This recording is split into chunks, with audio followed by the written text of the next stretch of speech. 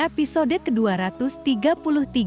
Jarak teleportasi yang dilakukan kakek bisu kepada Kinmu tidak terlalu jauh, bahkan belum sampai 1 mil dari Secret Water Space. Di belakang mereka masih terbentang Great Ruins. Bagi kakek bisu, memutus teleportasi Kinmu bukanlah hal sulit. Karena itu, ia hanya mengirim bocah itu sejauh itu. Tanpa banyak bicara, kakek bisu kembali ke Secret Water Space. Ia melepaskan segel pada harta surgawi milik Ling Yuxiu dan Siung Xiang, lalu berbalik pergi. Dengan bertumpu pada tongkat bambunya, ia berjalan seorang diri. Kinmu terdiam. Kakek bisu tidak menoleh. Air mata mengalir dari rongga matanya yang kosong. Semakin cepat ia melangkah, semakin deras air mata itu jatuh. Anak yang selama ini dibesarkannya telah benar-benar dewasa. Kinmu kini bukan lagi bocah kecil yang harus terus dijaga. Ia telah memiliki kekuatan, keyakinan, dan jalan hidupnya sendiri. Setelah melihat dunia luar, sudah pasti ia tak akan tinggal selamanya di desa lansia penyandang cacat bersama para tetua-tua. Saat Kinmu mengejar hingga ke atas tembok Secret Water Space, yang terlihat hanyalah punggung kakek bisu yang semakin menjauh. Sosok itu tampak begitu kesepian.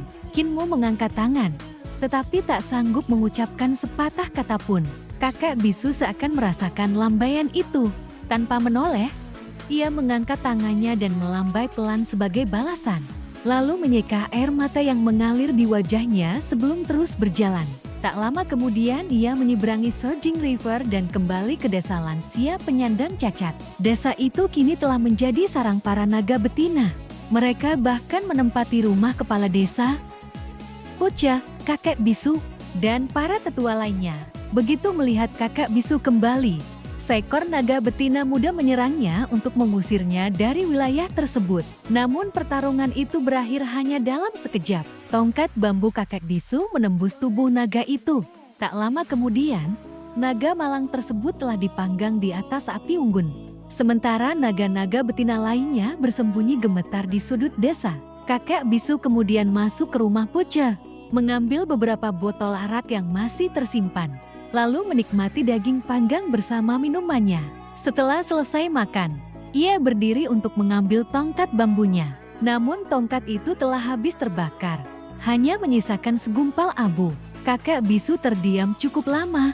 Dengan perlahan ia menepuk abu tersebut, lalu berjalan menuju Surging River. Sudah berapa tahun?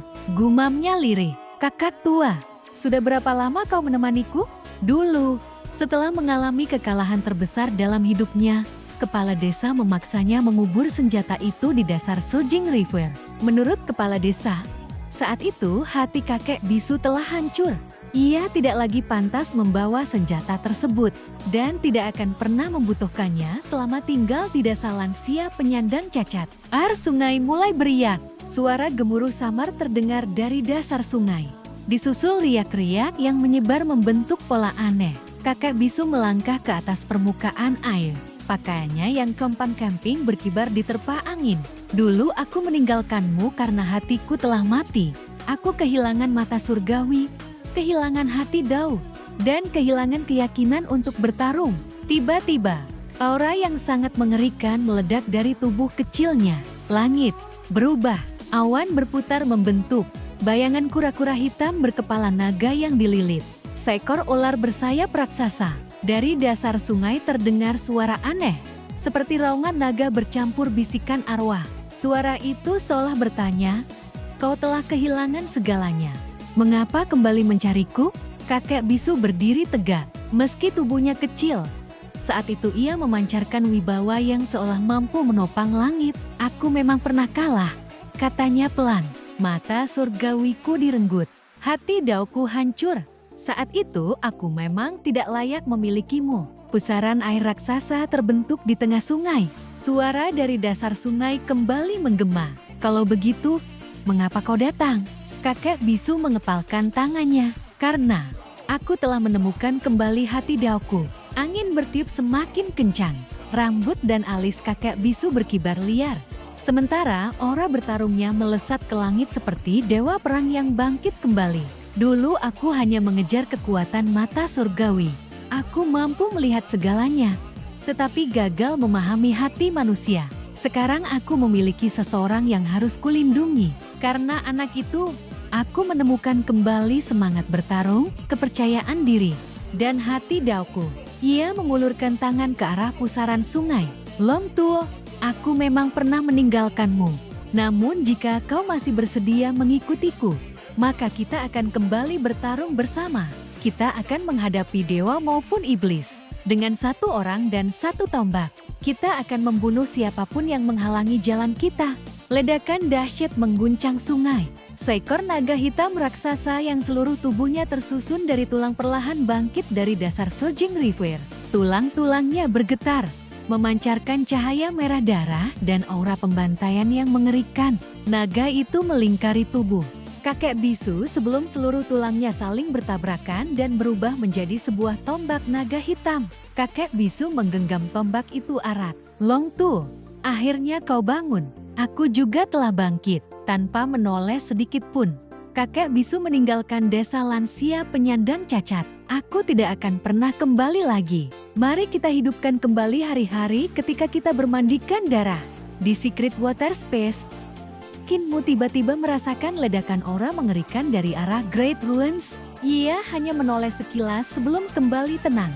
Fenomena aneh memang sering terjadi di Great Ruins, sehingga ia tidak terlalu memikirkannya. Kinmu lalu memandang Ling Yuxiu, Xiu Xiang, dan Hulinger. Aku akan pergi ke Sunwell untuk memenuhi janjiku kepada Sun Guardian. Tapi aku tidak tahu apakah tempat itu menerima orang luar. Hulinger segera berubah menjadi rubah kecil dan melompat ke bahu Kinmu. Aku berasal dari Great Ruins, jadi tentu aku ikut bersama Tuan Muda. Xiu Xiang tersenyum malu. Aku sudah menjadi nyonya kultus. Kemanapun kultus master pergi, aku juga akan ikut. Ling Yuxiu langsung mendengus. Nyonya juga ada urutannya. Harus ada yang pertama dan kedua. Xiu Xiang tersenyum manis. Kalau begitu, siapa yang merasa menjadi istri pertama? Keduanya kembali saling berbalas sindiran hingga akhirnya Ling Yuxiu tertawa. Sudahlah, pernikahan itu hanya ulah kakek-kakek bisu. Ayahku pasti sedang mencariku, jadi seharusnya aku pulang. Namun rasa penasarannya muncul. Ngomong-ngomong, janji apa yang ingin kau tepati? Kinmu menjawab, aku pernah berjanji kepada Sun Guardian untuk membantu menyalakan kembali matahari di Sunship. Aku sudah terlalu lama menundanya.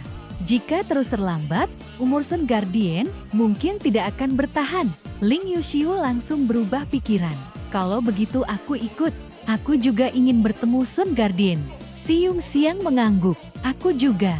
Kinmu menjelaskan bahwa Sun Guardian bernama Yan Jingjing, seorang gadis seusia mereka dari ras dewa.